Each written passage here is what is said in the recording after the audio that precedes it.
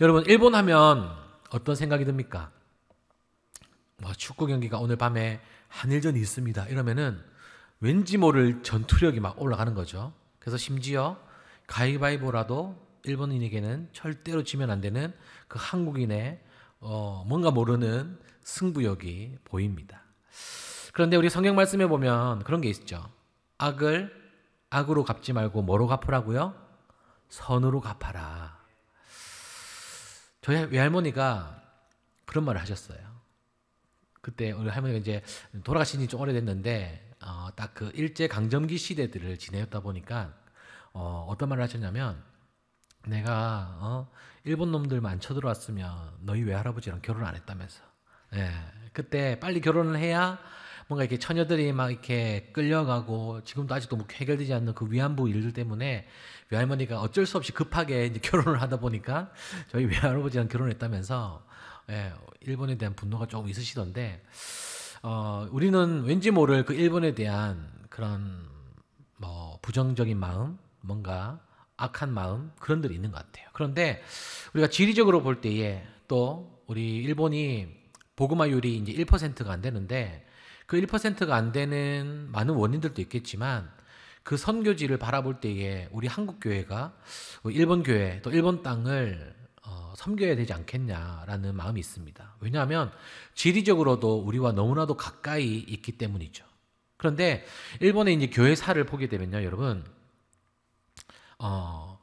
우리나라보다 한 500년 전도 먼저 더 복음이 들어온 지역입니다. 그리고 신시문물을 받아들였다라는 일본 그런 역사적 이야기들이 있는데 그것이 서양 문물이 아니라 처음에 먼저 서양의 선교사들을 통하여서 서양의 문화들이 개방이 되어서 뭐 문화나 또 책이나 뭐 총이나 뭐 이런 것들이 많이 일본으로 유입이 되었습니다. 그런데 우리나라의 이런 일본과의 전쟁 중에 임진왜란이 있는데 이 임진왜란을 배경으로 한 그림을 자세히 보면 어떤 그림이 있냐? 깃발을 들고 전쟁을 나가는 일본 군인들 깃발에 십자가 모양이 있는 게 있어요. 이게 뭐냐? 이때는 여러분들이 잘 알다시피 일본 지역에서의 그런 뭐 춘추 전국시대처럼 이제 성 위주로 서로 전쟁을 하는 그런 일들이 있었는데 이토 히로부미가 이제 통일을 시키고 안에 내전을 막기 위해서 안에서 그 일어날 싸움들을 이제 대륙으로 그렇게 눈을 돌리게 했었습니다. 그래서 첫 발판이 뭐였냐면 대한민국을 점령해서 이제 중국 본토로 올라가는 계획을 가지고 임진왜란을 통하여서 엄청나게 일본군들이 쳐들어왔어요. 그때에 이제 각 성마다 차출된 군인들이 이제 왔는데 어떠한 성에는 그냥 일본의 문화가 있었지만 또 어떤 성에는 이 서양의 문물 그리고 선교사님들의 그 선교 활동을 통하여서 복음화가 전해졌답니다. 그래서 그 깃발에 십자가가 있었던 거예요.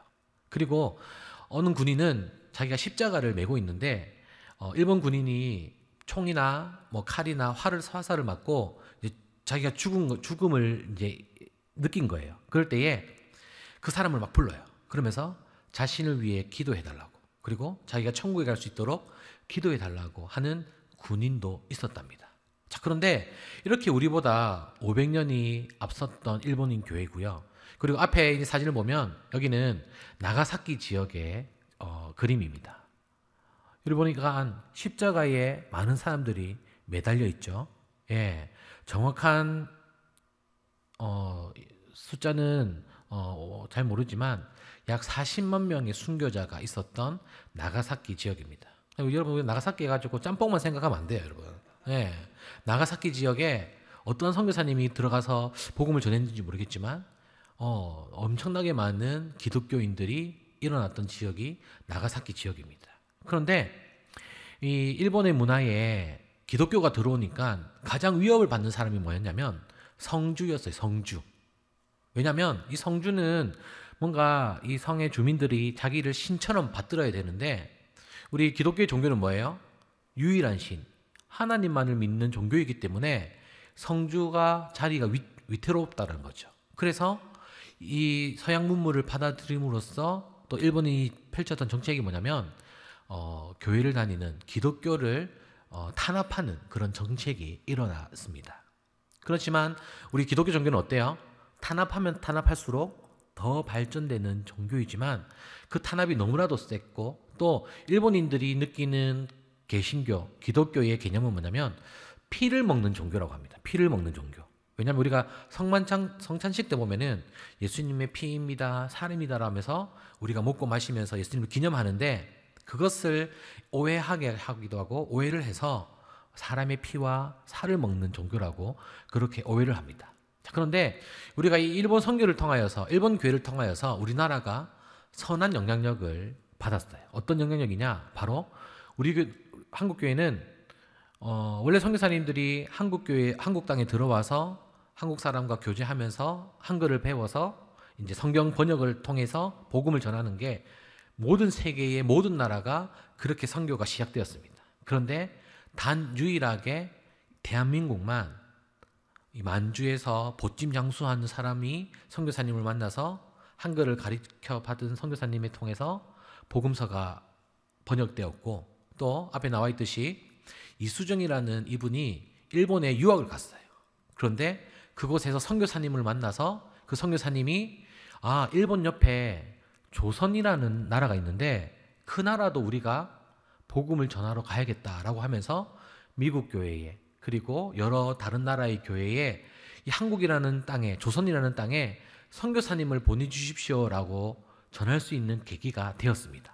그리고 이 이수정이라는 이 신도를 통하여서, 성도를 통하여서 마가복음이 이제 출판이 되었고 번역돼서 출판되었는데, 바로 번역된 성경이 먼저 우리나라에 들어오게 되었다는 것이죠. 그래서 우리 제일 밑에 단락에 보면, 조선 근대화를 위해 일본 유학을 떠났던 그는 인생의 목표를 수정하였고 조국 복음화를 근대화의 최우선 과제로 삼게 되었다는 것입니다. 이것이 우리 한국 교회의 가장 큰 보물이라고 할 수가 있는 것이죠. 그래서 여러분, 미국 땅에서 이제 선교사를 파송할 때에 그냥 아무나 갈 수가 없었어요. 그냥 그 대학교에, 그 교회에서 가장 엘리트만이 3개월, 4개월에 거쳐서 배를 타고 이 한국 땅에 왔는데, 제일 엘리트들은 중국이나 일본에 그렇게 가게 되었던 거죠.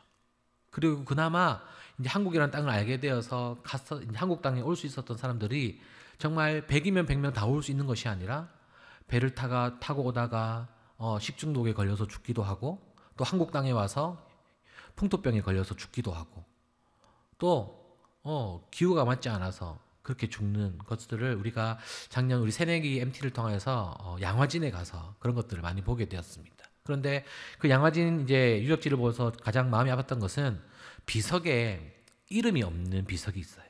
그 말은 뭐냐면, 선교사님들이 우리나라에 와서 이제 자녀를 낳았는데 그 자녀가 이름도 짓기 전에 배에서 유산이 되든지 태어나면서 죽든지, 또 태어나자마자 얼마 되지 않아 죽어버렸던 그 어린 영혼들이 묻혀 있는 곳이 또 한 곳에 지정되어 있더라고요. 그것을 보면서 야, 우리 한국 교회는 정말 이 선교사님들의 피값으로 세워진 교회구나. 그럼 우리가 어떻게 해야 돼요? 받았기 때문에 이제 갚아야 되는 거예요. 그래서 우리나라가 이제 세계의 미국 다음으로 두 번째 가는 선교 강국입니다. 그런데 이 코로나 상황 가운데 있었기 때문에 그것들이 많이 약해졌어요. 그래서 내년에 이제 우리가 가려고 하는데요.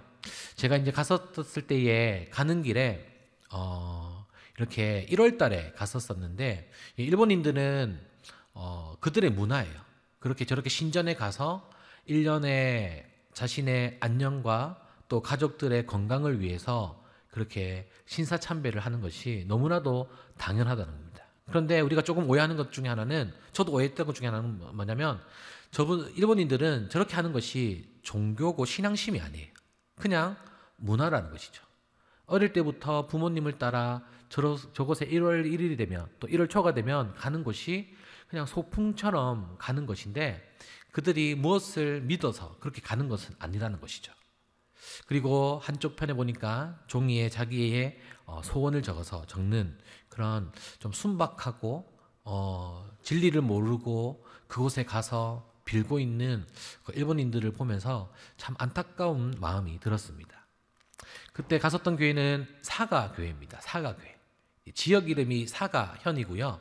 현은 이제 시라는 뜻인데 사가교회라는 교회인데 교회가 한 140년 정도 된 교회입니다. 그런데 이곳에 우리가 후쿠오카에 있는 이제 항구를 통하여서 부산에서 후쿠오카까지 이제 배를 타고 갈 거예요. 그래서 혹시나 저는 배멀미가 심해요라는 청년이 있으면 아무 걱정 없습니다. 왜냐하면 배가 너무나도 크기 때문에 배멀미, 울렁거림이 전혀 없다라는 것이죠.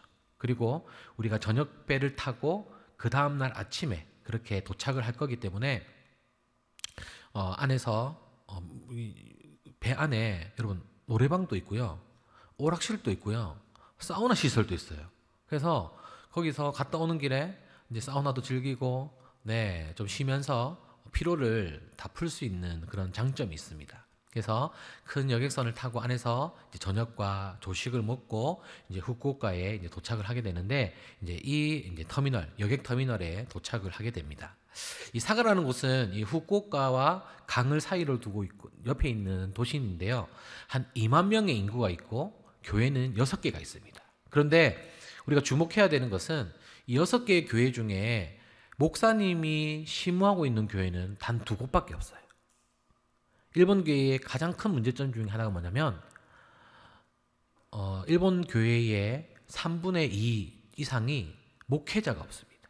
목회자가 없기 때문에 목회자가 없는 교회를 기도처, 기도원이라고 부르는데 이렇게 만약 사가현에 목사님이 한 분이 계시면 오전에는 이제 본인이 심무하고 있는 교회에 갔다가 이제 오후에는 이제 다른 교회, 그러니까 목회자가 없는 교회에 가서 설교만 전하고 그렇게 오는 경우도 있는데 이렇게 되면 여러분 교회가 어떻게 될 것 같아요? 그냥 흐지부지 되고 성도들도 교회를 떠날 것 같잖아요. 아니에요.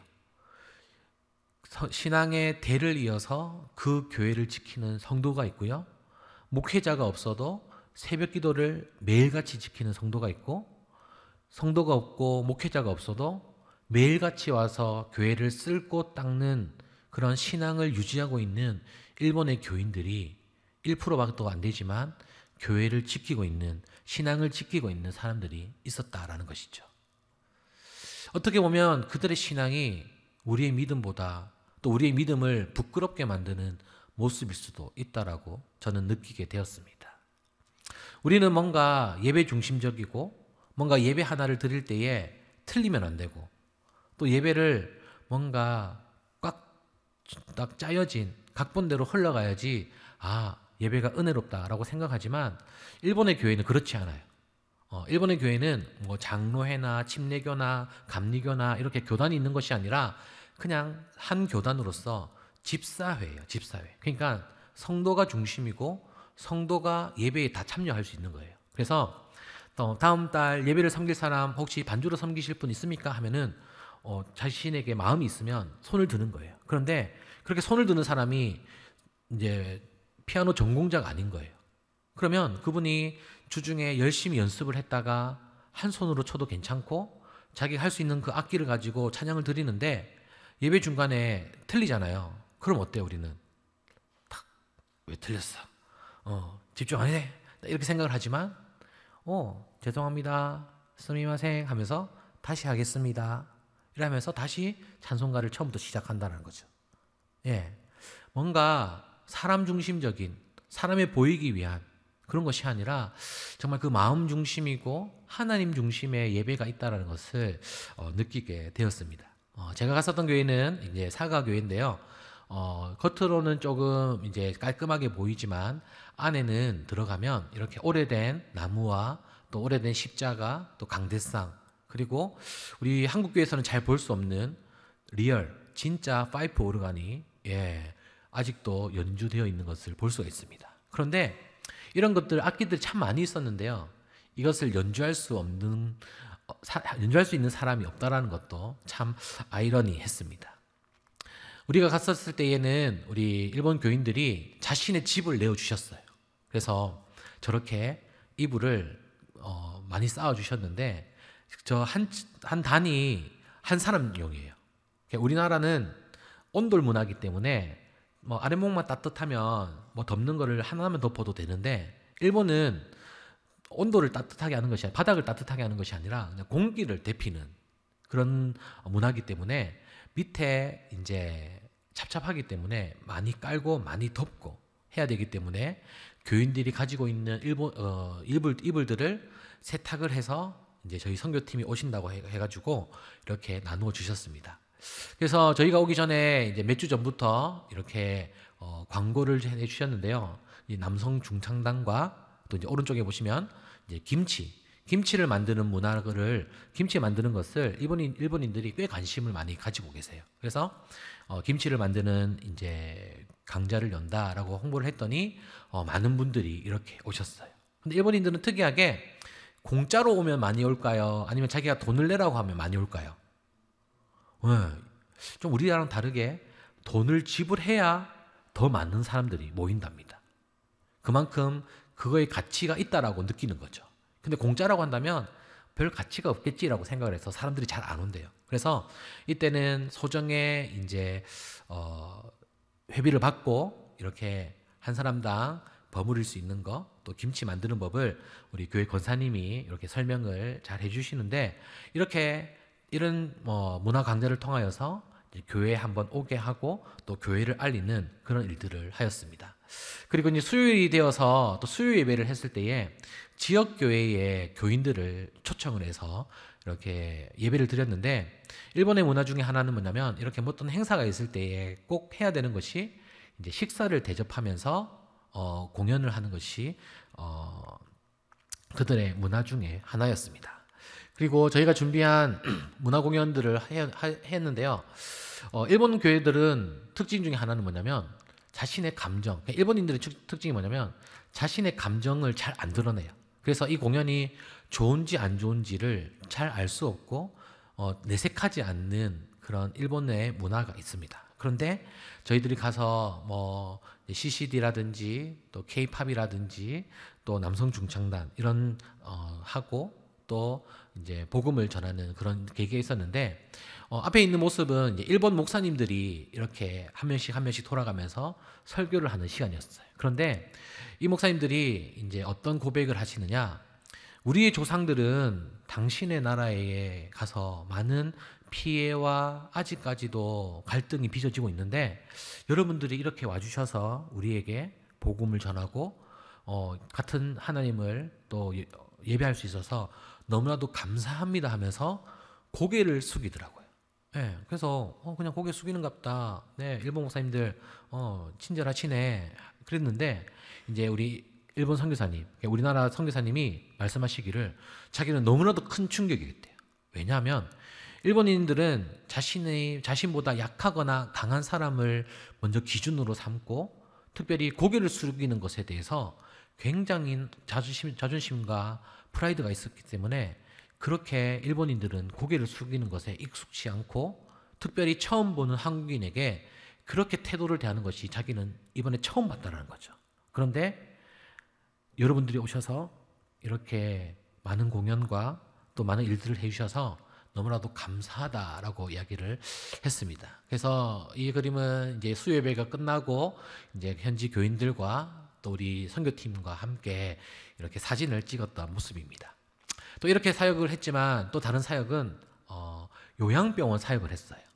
일본의 지금 가장 큰 문제 중에 하나가 뭐냐면 이제 고령화 시대에 너무나도 빠져들었기 때문에 젊은이들이 잘 없고 마을의 블록마다 요양시설이 너무나도 많이 있습니다. 그래서 그 요양시설에 가서 공연을 하면서 복음을 전했는데요.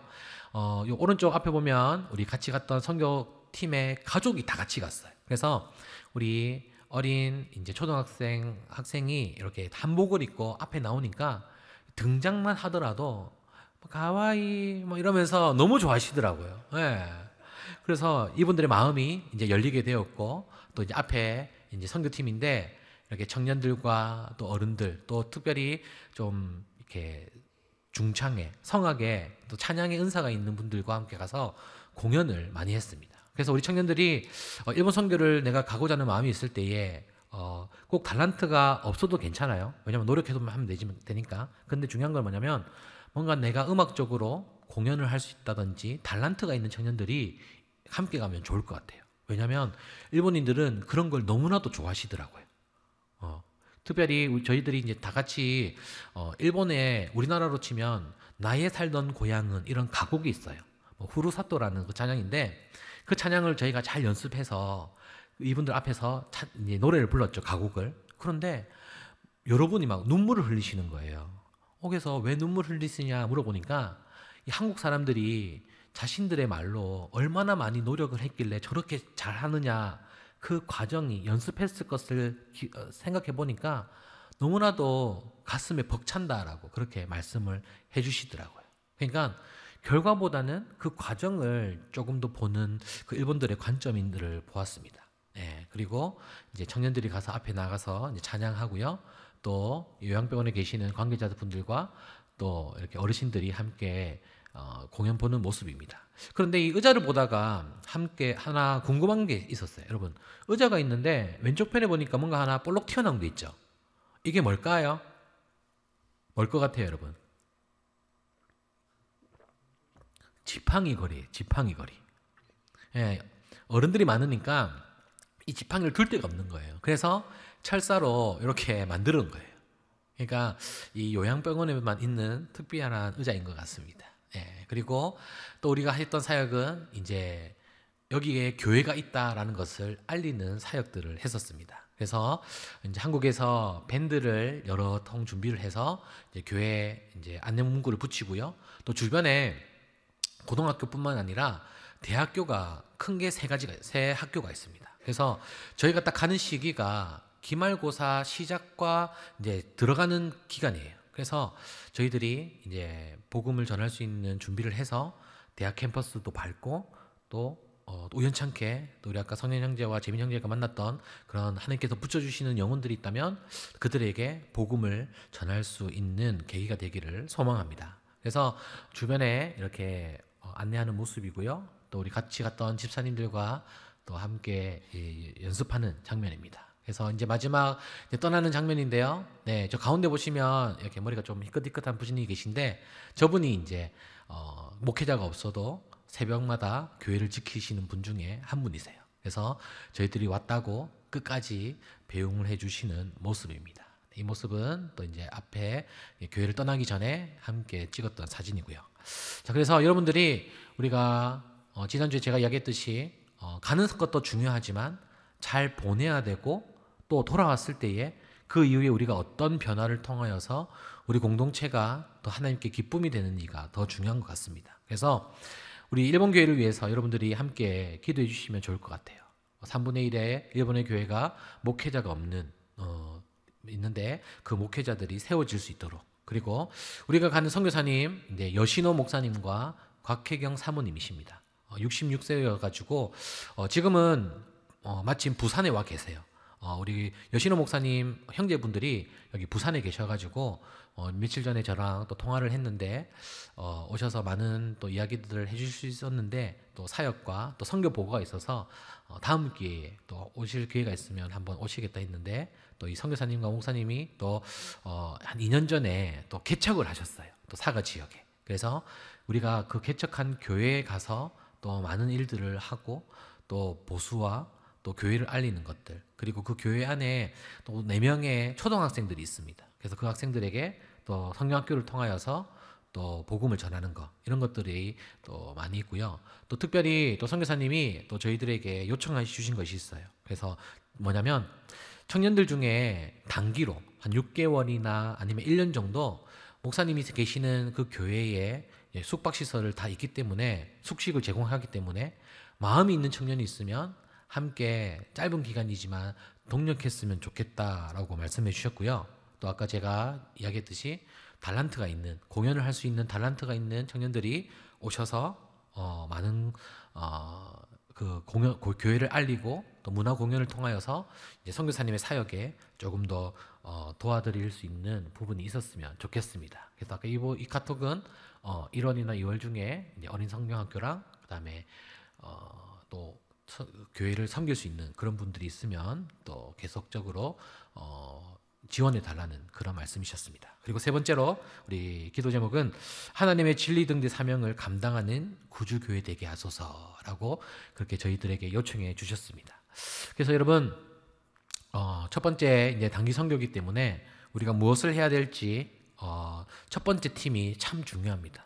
그래서 갔다 와서 좋은 분위기도 또 만들어야 되고, 또 하나님께 또 우리 공동체를 향하신 또 우리가 무엇을 할 수 있을지에 대해서 지금 우리가 상황 속에서는 가서 어떤 것을 할지 잘 몰라요. 그렇기 때문에 가서 보고 다시 돌아와서 우리 공동체가 다시 준비해서 그 땅을 다시 밟는다면 분명한 것은 우리 안에 영적인 능력과 또 영적인 힘을 하나님께서 보여주실 줄로 믿습니다. 네, 그래서 지난주에 이 일본 선교에 대해서 광고가 나갔더니 우리 직장 청년들 중에 몇 명이 이런 문의가 왔어요. 그래서 좀 일정을 바꿀 수 없냐, 그리고 꼭 주의를 좀 껴서 가면 좋겠다라고 이야기를 했는데, 또 교회 사정이 있어서 그거는 좀 안 되고요.